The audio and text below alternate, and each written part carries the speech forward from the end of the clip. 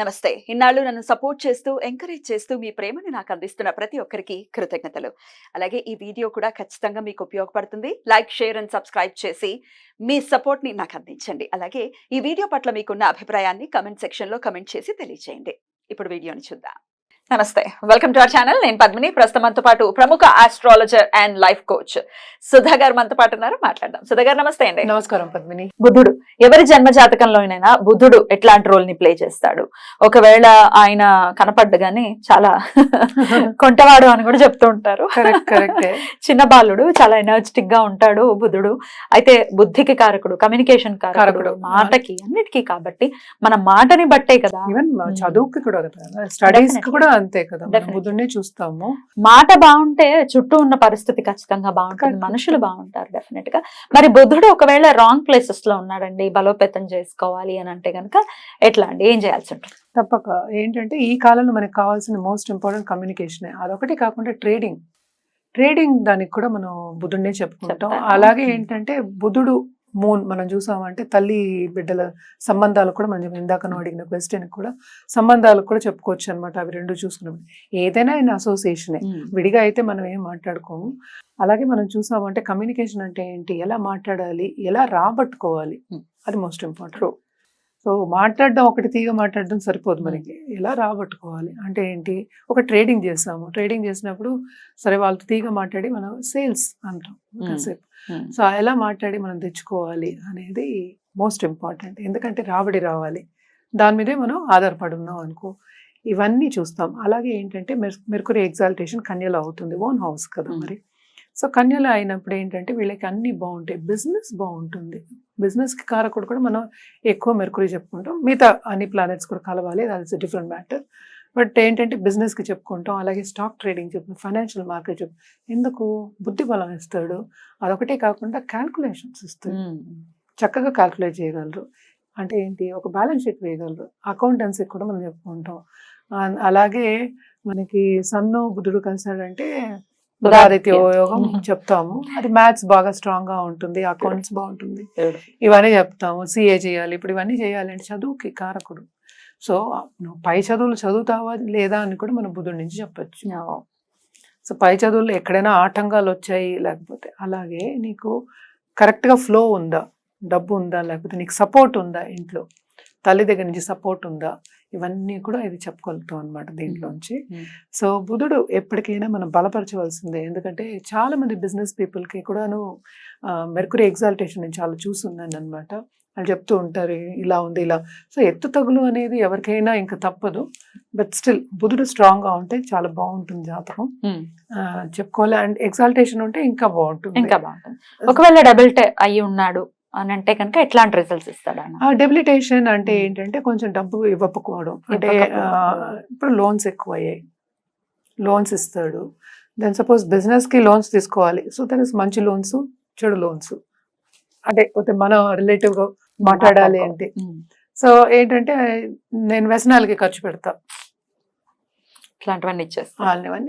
బుద్ధి కొంచెం డిఫరెంట్గా ఉంటుంది, కొంచెం థింకింగ్ ప్రాసెస్ కానీ కమ్యూనికేషన్ కానీ. నేను అనేది బుద్ధుడు స్ట్రాంగ్గా ఉంటే మాత్రం, లేకపోతే ఈవెన్ నేను డెబిలిటేషన్లో ఉన్నా కూడా తీగా మాట్లాడటం మాత్రం చూస్తాం. అంటే సౌమ్యంగా మాట్లాడడం అనేది వస్తుంది ఫస్ట్. ఎవరి దగ్గర నుంచి ఎలా రాబట్టుకోవాలి అనేది వస్తుంది. ఇవి రెండు మాత్రం షూర్. ఎందుకంటే రెండు అంటే ఇది ఆపోజిట్ హౌసెస్ కదా మరి, it's looking at the so ఇవి రెండు మాత్రం నేను చూస్తాను. అది వేరే ఇన్ అసోసియేషన్. చాలా మందికి ఏంటంటే వీనస్ ఎగ్జాల్టెడ్, బుధుడు ఏమో డెబిలిటేటెడ్. ఎందుకంటే 30 days ఒకసారి మారుతూనే ఉంటుంది, ఫాస్ట్గా అయిపోతుంది. సో ఇలాంటివన్నీ ఉంటాయి. యాక్చువల్గా సన్కి తోక కదా, నేను ఎప్పుడు సన్కి తోక అంటూ ఉంటాను అనమాట, దానికి తోక మళ్ళీ వీనస్ అంటూ ఉంటాను. సో ఇలా జరుగుతూ ఉంటాయి అనమాట. మొత్తం అన్ని ప్లానెట్స్ చూసుకున్నప్పుడు ఇంకా మనం ఈజీగా చెప్పడం అనేది జరుగుతుంది. కానీ బిజినెస్ పీపుల్కి ఎప్పటికైనా మెర్కురీ, ఎవరికైనా బాగా సంపాదించే వాళ్ళకి మెర్కురీ కొంచెం స్ట్రాంగ్గానే ఉండాలి, మంచి ప్లేసెస్లో ఉండాలి. మంచి ప్లేసెస్ అంటే జనరల్గా మనం చెప్పేది కేంద్ర కోణాలు చెప్పుకుంటాము. సో కేంద్ర కోణాల్లో ఉంటే బాగుంటుంది, మంచిది. కానీ మళ్ళీ లార్డ్షిప్స్ చూసుకుని అప్పుడు చెప్పుకోవాలన్నమాట. ఎక్కడున్నా మంచిదే, అది ఎలా మనం మలుచుకోవాలి అనేది మోస్ట్ ఇంపార్టెంట్. సో జనరల్గా చెప్పేది ఏంటంటే మనం బుధుడికి విష్ణుమూర్తి చెప్తాం, మహావిష్ణువుకి చేసుకోమని చెప్తాం. అలాగే మనం జెమ్ స్టోన్ ఇవ్వాలంటే పచ్చలు ఇస్తాం అనమాట. అది కూడా ఎక్కువ గోల్డ్లోనే చెప్తాం. చిటికిన వేలకి వేసుకోమని చెప్తాం, రైట్ హ్యాండ్లో ఎక్కువ. అలాగే డబుల్ వేసుకోవచ్చు, పర్ల్ అండ్ మన పచ్చలు అని డిఫరెంట్.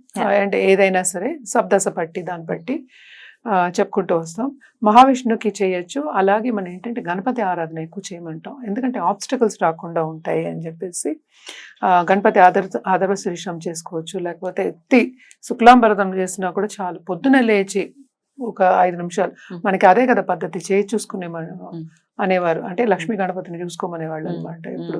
సో ఇవన్నీ చేసుకుంటూ వస్తే ఏంటంటే ఆ థాట్ ప్రాసెస్ అనేది కొంచెం పాజిటివిటీకి తీసుకెళ్ళొచ్చు అనమాట.